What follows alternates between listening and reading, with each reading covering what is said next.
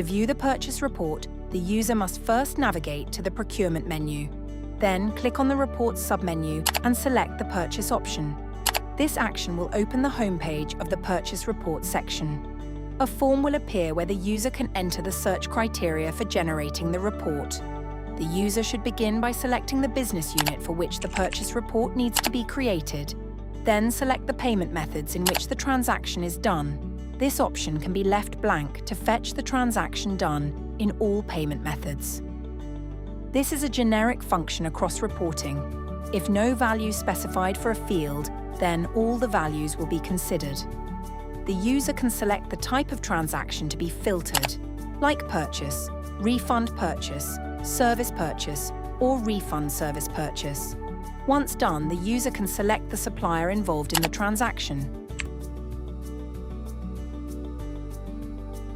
Next, the user must enter the from date, which supports selecting previous months and years.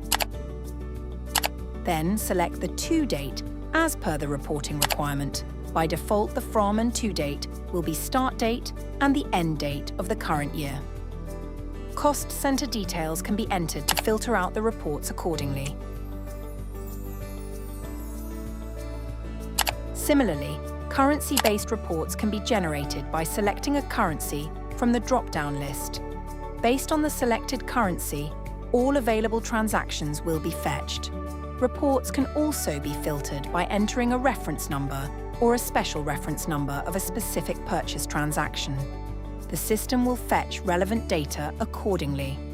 Once all the required criteria are entered, the user should click on the search button located at the bottom of the form. The system will generate the journal voucher report. By default, 10 entries will be displayed per page. Users can navigate to the next page or adjust the pagination setting to display more entries on the same page, depending on their preference. A column visibility option is also provided, allowing users to customize which columns are shown in the report. The report generated can be exported as Excel file or in PDF format.